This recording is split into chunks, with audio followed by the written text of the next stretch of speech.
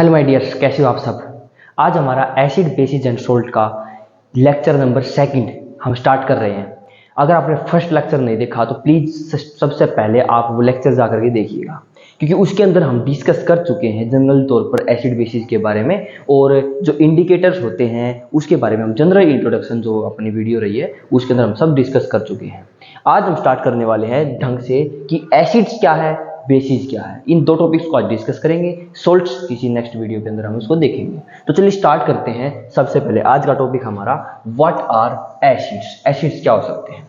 उसमें भी हमने देखा था भाई इंडिकेटर्स थे, इंडिकेटर से हमने टेस्ट किया था कि भाई कौन सा सब्सटेंस एसिडिक नेचर का है और कौन सा सब्सटेंस बेसिक नेचर का है। उसके अंदर हमने ये भी पाया था कि जो सब्सटेंस जो श्योर होते हैं, टेस्ट में जो श्योर होते हैं, श्योर सब्सटेंस को हम क्या बोलते थे, एसिड्स बोलते थे। और जो टेस्ट में जो बिटर इन टेस्ट थे उनको हम बेसिक सब्सटेंस बोलते थे। लिटमस पेपर से जब टेस्ट किया था तो जो सब्सटेंस ब्लू लिटमस पेपर को ब्लू से रेड में कन्वर्ट करते थे उसको हम एसिड्स कहते थे। ठीक है, उसके बारे में डिस्कस करते हैं। वो जनरल इंट्रोडक्शन था उसके बारे में। तो देखिए इसकी जस्ट अच्छी सी डेफिनेशन यहाँ पर, N acid is a substance that produce hydrogen ions H positive ions when placed in water. यानी जब भी इसको वाटर के अंदर प्लेस किया जाता है किसी सब्सटेंस को और वहां पर वो डिसोसिएट होकर के H पॉजिटिव आयंस को रिलीज करता है। ओके, H पॉजिटिव आयंस को रिलीज करे तो वो जो सब्सटेंस होगा वो एसिडिक नेचर का होगा। यानी कह सकते हैं acid is a substance which dissociate in H positive ions when placed in water. Okay, when acids और आयनिक कंपाउंड्स, कोई भी आयनिक कंपाउंड है या एसिड्स है, are dissolved in water, the ions split apart from each other, dissociation। उसको dissociation बोलते हैं, यानी एक दूसरे जो अलग अलग उसके पार्ट्स में डिवाइड हो जाता है। फॉर एग्जांपल के लिए मैं HCl की बात करता हूँ। HCl को जब H2O में डिसोसिएट किया जाता है, हालांकि देखो डायरेक्टली आप ऐड मत कीजिएगा किसी भी एसिड को पानी के अंदर, पर हम जो बता रहे हैं कि होगा क्या इसके अंदर जनरली, यहाँ से HCl जो इसके अंदर जब डिसोसिएट हो जाएगा तो वो दो अलग अलग कंपाउंड्स में टूटेगा। यहाँ से HCl जो वो H पॉजिटिव आयंस और क्लोरीन आयंस में डिसोसिएट हो जाता है। ठीक है, हालांकि यहाँ पर फ्रीली एग्जिस्ट नहीं करेगा H पॉजिटिव आयंस, वो H3O पॉजिटिव आयंस की फॉर्म में एग्जिस्ट करता है, वो हम आगे डिस्कस करेंगे। बट सबसे पहले यही चीज समझते हैं कि यहाँ से H पॉजिटिव आयंस और Cl नेगेटिव आयंस एक दूसरे के साथ अलग हो जाएंगे, यहाँ से एक आयंस की फॉर्म में स्प्लिट हो जाएंगे, और स्प्लिट होने से जो ये पार्ट अगर रिलीज कर रहा है ये, तो इट मीन्स ये एसिडिक नेचर का है। HCl जो है हाइड्रोक्लोरिक है, एक एसिड है। ओके, इसके बाद हम बात करें कुछ एग्जांपल्स, जैसे मैं यहाँ पर लिख रखा है HCl के बारे में। H2SO4 इसको ढंग से इस तरीके से लिखा जाएगा। Okay, HNO3 nitric acid, sulphuric acid, nitric acid, HNO3। Okay sorry, HNO3 nitric acid, sulphuric acid and hydrochloric acids. इस तरीके से ये कुछ एसिड्स यहाँ पर एग्जांपल्स दिए गए हैं। ठीक है, इसके बाद देखिए अब क्लासिफिकेशंस ऑफ एसिड्स। हम क्लासिफिकेशन करते हैं कि एसिड्स जो हो क्लासिफाई किस वे में किए गए हैं। देखिए 3 तरीके से क्लासिफाई किया जाएगा। एक तो ये कि इनको कैसे एक्सट्रैक्ट किया जाता है या ऑब्टेंड किया जाता है, कैसे ऑब्टेंड होते हैं उसके बेस पर, उसके बाद में डिसोसिएशन के बेस पर, उसके बाद फिर ये वीक एसिड है, स्ट्रॉन्ग एसिड है। अब देखिए कैसे एक एक समझते हैं। सबसे पहले on the basis of source, ठीक है, जहां से ये ऑब्टेंड हमारे को होते हैं, जहां से हमें प्राप्त होते हैं, उस सोर्स के बिहाफ पर इनको 2 चीजों में क्लासिफाई किया गया है। सबसे पहले ऑर्गेनिक एसिड्स और दूसरा है inorganic acids. Organic acids which means, इसका मतलब क्या है कि जो सब्सटेंस, जो एसिड्स हैं वो हमें प्लांट्स और एनिमल्स से जो है क्या होते हैं, ऑब्टेंड होते हैं, उन एसिड्स को हम क्या बोलते हैं, ऑर्गेनिक एसिड्स बोलते हैं, जो प्लांट्स से हमें प्राप्त हो। जैसे एग्जांपल के लिए एसिटिक एसिड है, सिट्रिक एसिड है, लैक्टिक एसिड है। अब ये कहाँ कहाँ पाए जाते हैं, जैसे लैक्टिक एसिड दही के अंदर पाया जाता है, कर्ड में। ओके, यहाँ से एसिट्रिक एसिड होता है सिट्रस फ्रूट्स के अंदर, जो जैसे संतरा हो गया है, ठीक है, नींबू हो गया है, इन सभी के अंदर एसिटिक एसिड होता है। एसिटिक एसिड क्या होता है, विनेगर जिसे बोलते हैं, सिरका, उसके अंदर भी पाया जाता है एसिटिक एसिड। ठीक है, फॉर्मूला अगर बात करें इसकी क्या होता है, CH3COOH, ये एसिटिक एसिड का फॉर्मूला है। यानी कि ये कुछ ऑर्गेनिक एसिड्स हैं जो कि हमें प्लांट्स एनिमल से एक्सट्रैक्ट होते हैं। ठीक है, यहाँ से उसके बाद क्या है, इनऑर्गेनिक एसिड्स। यानी इनऑर्गेनिक एसिड कौन से होंगे, the acids which are obtained from minerals of the earth are known as inorganic acids. यानी अर्थ पर पाए जाने वाले कुछ मिनरल्स होते हैं, उन मिनरल्स से यदि हमें कुछ एसिड ये प्राप्त होते हैं तो उनको हमको कौन से एसिड्स बोलेंगे, इनऑर्गेनिक एसिड। जैसे HCl में मान लो ना, क्लोरीन है, ऐसे करके बहुत सारे अलग अलग होंगे।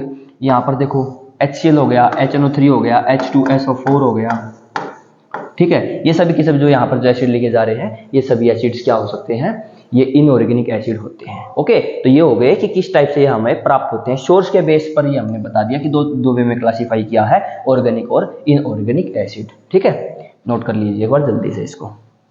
अब आगे देखिए, अब है on the basis of their ability to dissociated and concentration in water. Okay, एक मिनट। अब देखो किसके बेस पर, डिसोसिएशन के बेस पर, यानी कि किस तरीके से, कौन सा, कितने अमाउंट में डिसोसिएट हो रहा है पानी के अंदर, उसके बिहाफ पर strong acid and weak acids नाम देंगे। देखिए, an acid which dissociates completely at और almost completely in water are called strong acids, जैसे HCl, H2SO4 एंड HNO3। क्या मतलब है भाई स्ट्रॉन्ग एसिड का? देखो, जब पानी के अंदर जब इनको ऐड किया जाए और जो कंप्लीटली डिसोसिएट हो जाए, यानी H पॉजिटिव आयंस और क्लोरीन आयंस बिल्कुल अलग हो रहे हैं उसके अंदर, तो वो जो एसिड्स होंगे वो स्ट्रॉन्ग एसिड होंगे। लेकिन यहां पर बात करें वीक एसिड्स की, तो acids that dissociates organ only partially, ये कंप्लीटली डिसोसिएट नहीं होते उसके अंदर, यहां से H पॉजिटिव आयंस बिल्कुल अलग नहीं हो रहा होता है। जैसे ये कार्बनिक एसिड होते हैं कुछ एक, और उसके बाद में ऑक्जेलिक एसिड, लैक्टिक एसिड है, यानी मैं कह सकता हूं कि ये कुछ तो कार्बनिक एसिड हो गए, कार्बन से मिलकर जो बने हैं वो एसिड्स। उसके अलावा जो ऑर्गेनिक एसिड्स जो थे, जो हमें प्लांट्स वगैरह से, एनिमल से प्राप्त हो रहे थे, वो सभी जो एसिड्स होते हैं वो एसिड, और यहाँ पर इनऑर्गेनिक एसिड, ये एक तो कार्बन बेस्ड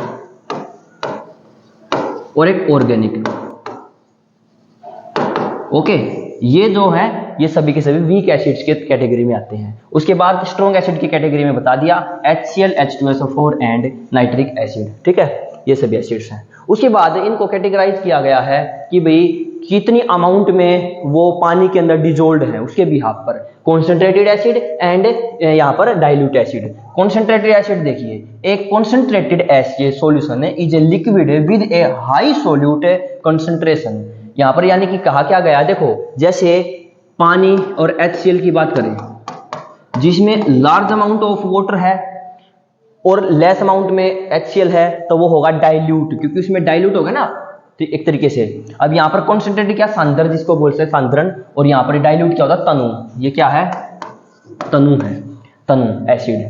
ठीक है, यहाँ पर क्या है, ये सांद्रण होता है। ठीक है, सांद्रण। अब क्या है, कॉन्सेंट्रेटेड एसिड, यानी कि जिसके अंदर हाई सोल्यूट पार्टिकल्स हो, कंसंट्रेशन हो, यानी a dilute solution is a liquid having a low solute content, more amount of acid, less amount of water. यानी यहाँ पर एसिड ज्यादा हो, अमाउंट ऑफ वाटर कम हो, जैसे concentrated H2SO4, concentrated HCl etcetera. Okay, उसके बाद यहाँ पर बात करें a dilute solution, liquid having a lower solute content, more amount of water, less amount of acid. Examples H2SO4 with a concentration of 5% is considered a dilute acid. यानी इसके अंदर है ना क्या, 5% जो अगर एसिड को ऐड किया जा रहा है पानी के अंदर, तो वो क्या होगा कि डाइल्यूट एसिड को कंसिडर किया जाएगा। Okay, are you understand? Okay, चलिए नेक्स्ट देखिए।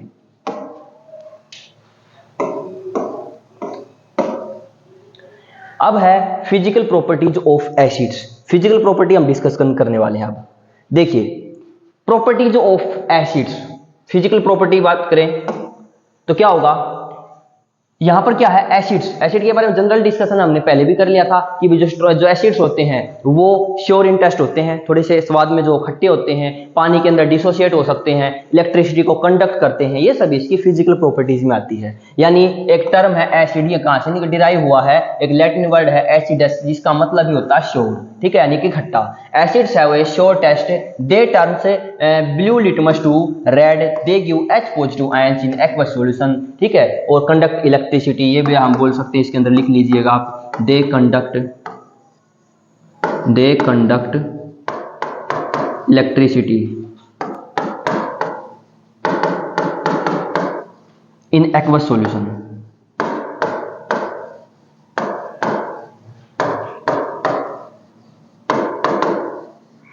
एक्वस सॉल्यूशन के अंदर ये इलेक्ट्रिसिटी को भी कंडक्ट करता है। ओके, उसके बाद देखो नेक्स्ट पेज,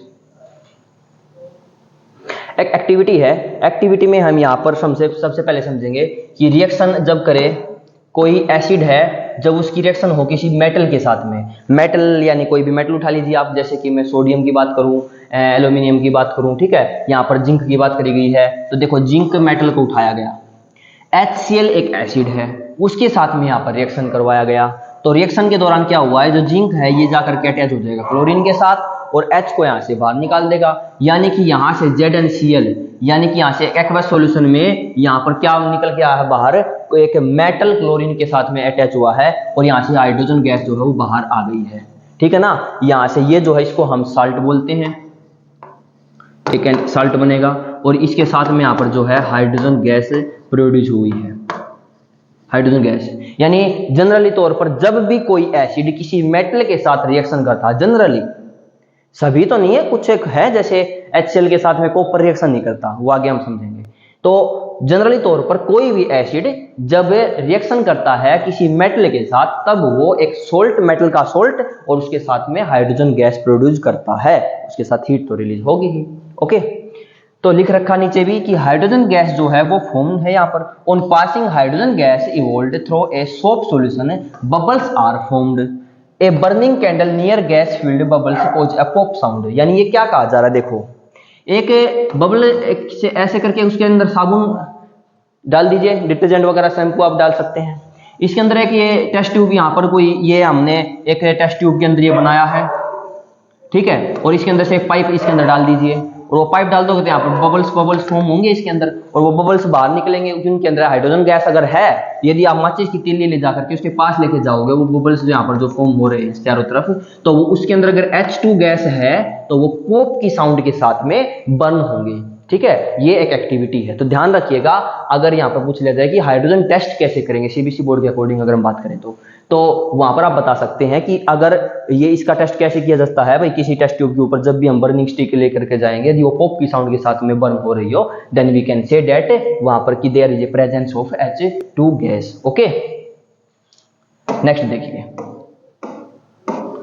अगली एक्टिविटी में क्या है कि जब मैं रिएक्शन करवाऊंगा किसी बेस का मेटल के साथ में क्या होगा, न्यूट्रलाइजेशन रिएक्शन। देखिए ध्यान से, when A granulated zinc react with, अब देखो यहाँ पर ग्रेनुअल्स क्यों लिया, जिंक ग्रेनुअल्स, ये फर्स्ट चैप्टर में भी आया था, वही बार बार हम डिस्कशन कर रहे हैं इसका, यानी दानेदार जिंक क्यों लिया गया है, रेट ऑफ रिएक्शन को इंक्रीज करने के लिए यहाँ पर ग्रेनुलेटेड जिंक यहाँ पर लिया गया है। सोडियम हाइड्रोक्साइड के साथ में सोडियम जिंकेट यहाँ पर बन करके आएगा, बबल्स फॉर्म होगा, हाइड्रोजन गैस उसमें से निकलेगी। क्या मतलब है, ध्यान से समझो, रिएक्शन भी दे रखी है। जब मैं इस जिंक की रिएक्शन करवाता हूँ, ये लिख भी रखा है, जिंक जो है जब रिएक्ट करेगा एक सोडियम हाइड्रोक्साइड के साथ में, अब ये क्या चीज है बताइए एक बार, एक मिनट रुकिए, अब बताओ।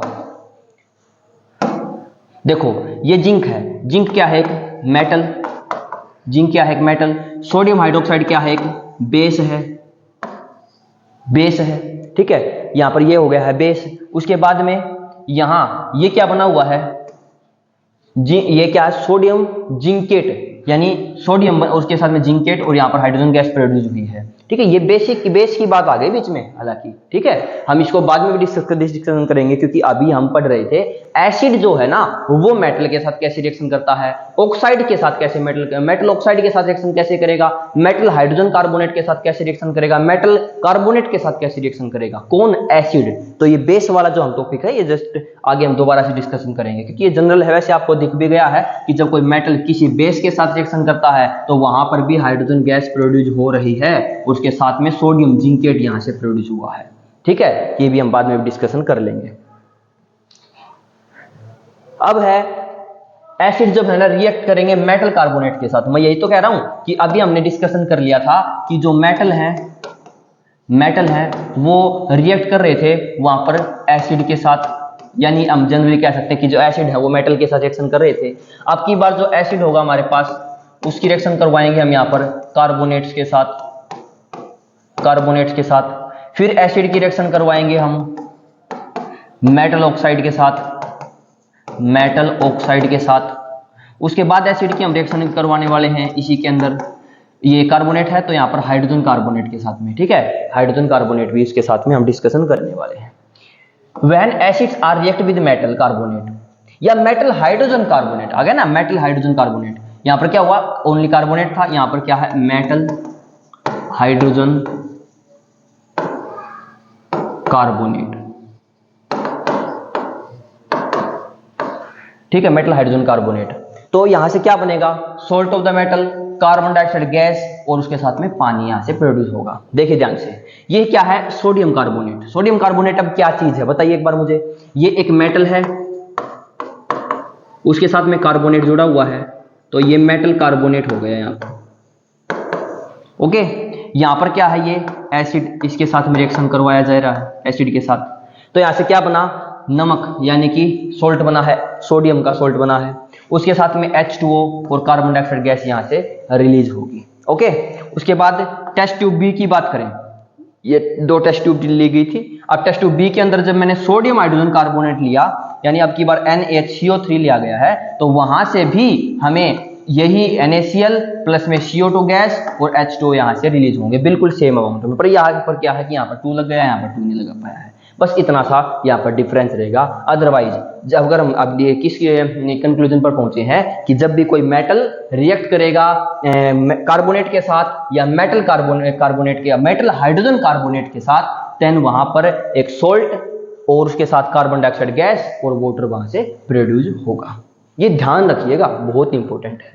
इसके बाद हमारा बचा हुआ है इन चारों में से मेटल ऑक्साइड के साथ में कैसे रिएक्शन करेगा। मेटल ऑक्साइड के साथ जैसे भाई HCl की बात करता हूं मैं, HCl ले लिया हम किसी मेटल ऑक्साइड के साथ, जैसे मेटल ऑक्साइड में कोई ले लेता हूं, जैसे मैं मेटल ऑक्साइड की किसकी बात करूं, Na2O, ठीक है, सोडियम ऑक्साइड ले लिया हमने यहाँ पर। तो इसके साथ जब रिएक्शन होगी ना, तो यहां से जो हमारे को मिलेगा वो मिलेगा यहां से NaCl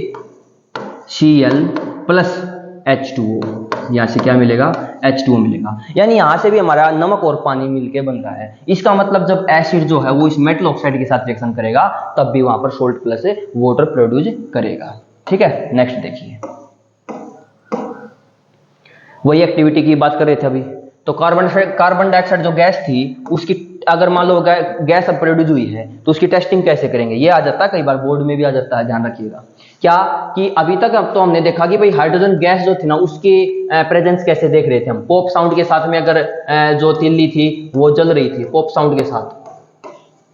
ओके, यहां पर क्या है, अब ये थोड़ी कि गैस कार्बन डाइऑक्साइड गैस से थोड़ी जलती आग। अब क्या होगा, यहाँ पर इसको पास करवाएंगे CO2 गैस को एक लाइम वाटर के अंदर से। लाइम वाटर जैसे कि भाई कैल्शियम हाइड्रोक्साइड ले लिया, एक लाइम वाटर होता है। लाइम वाटर के अंदर जब मैं इस कार्बन डाइऑक्साइड गैस को गुजारूंगा, तो वहां से मुझे व्हाइट PPT मिल जाएगा, यानी कैल्शियम कार्बोनेट। वो जो है उसका कलर जो है मिल्की कलर हो जाएगा, और पानी उसके साथ में उसके अंदर ही होगा, यानी सोल्यूशन मिलेगा मुझे यहाँ से। ये एक तरीके का, ये उसके अंदर ढंग से घुलेगा नहीं, तभी तो PPT की फॉर्म में है। जो यहाँ से जो टेस्ट ट्यूब ले जाएगी, उस टेस्ट ट्यूब के अंदर ना नीचे इस तरीके से बैठ जाएगा, ये PPT की फॉर्म में, व्हाइट PPT फॉर्म में हो जाएगा। यहाँ पर जैसे ही कैल्शियम हाइड्रोक्साइड के अंदर हम ये डाल देंगे, ठीक है, क्योंकि ये इसके साथ रिएक्शन कर लेता है और कैल्शियम कार्बोनेट यहां से फॉर्म हो जाता है। उसके बाद क्या है कि अगर लगातार मैं कार्बन डाइऑक्साइड गैस को इसके अंदर पास करवाता रहूंगा ना, तो यहां से क्या होगा कि कैल्शियम कार्बोनेट जो बना है उसके अंदर लगातार अगर कार्बन डाइऑक्साइड गैस पास करवा दी जाए, तो वहां से हमारे को क्या मिलेगा, कैल्शियम हाइड्रोजन कार्बोनेट यहां से मिल जाएगा। कैल्शियम हाइड्रोजन कार्बोनेट वो हो गया ना भाई, अभी पीछे उसमें देखा था कि मेटल हाइड्रोजन कार्बोनेट, तो वैसे ही करके यहां से मेटल हाइड्रोजन कार्बोनेट यहां से ये फॉर्म हो जाता है। ये ध्यान रखिएगा, ठीक है। इसके बाद देखो,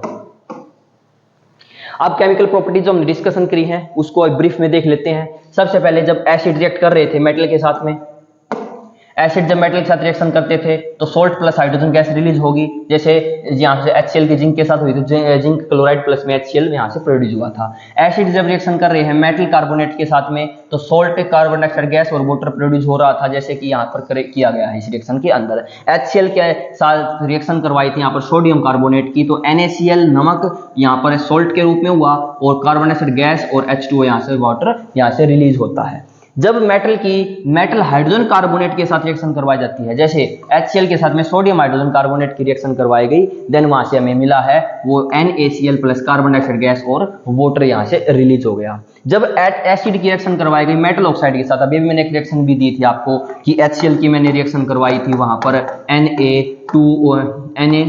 Na2O के साथ में, या फिर उन्होंने यहाँ पर रिएक्शन करवा रखी है HCl प्लस में CaO के साथ में जुड़ेगा, तो यहाँ पर Ca calcium chloride CaCl2 plus में H2O यहाँ से रिलीज हो जाएगा। इस टाइप से ये रिएक्शन बनी है। तो ध्यान रखिएगा, जब एसिड्स रिएक्ट करेंगे मेटल के साथ, रिएक्ट करेंगे यहाँ पर मेटल कार्बोनेट के साथ, रिएक्ट करेंगे मेटल हाइड्रोजन कार्बोनेट के साथ, और रिएक्ट करेंगे मेटल ऑक्साइड के साथ। ये 4 पॉइंट्स हैं, अच्छे से इनको याद कर लेना। ये आपके एग्जाम पॉइंट ऑफ व्यू से भी बहुत ज़्यादा इंपॉर्टेंट रिएक्शंस हैं। तो हमारा एसिड का जो टॉपिक है ना, यहां तक वो टॉपिक कवर हुआ है। ओके, अब आने वाला है व्हाट आर बेस। वीडियो थोड़ी सी लंबी हो जाएगी, इसलिए इस टॉपिक को हम देखेंगे नेक्स्ट पार्ट के अंदर। तब तक के लिए यहां तक अपने नोट्स को अच्छे ढंग से प्रिपेयर कीजिएगा। यहां पर कोई भी डाउट हो तो मुझे कमेंट सेक्शन में लिख करके जरूर बताइएगा। वीडियो अच्छी लगी या जैसी भी लगी है, आप ये जरूर से जरूर मुझे कमेंट में बताना, ताकि इससे मुझे भी मोटिवेशन मिलता है कि भाई हम जो टॉपिक्स आपके लिए देखो किस तरीके से आप पसीना पसीना होकर के ये वीडियो क्रिएट कर रहे हैं। तो thanks for watching this video. I hope आप सभी इनको अच्छे ढंग से प्रिपेयर कर रहे होंगे।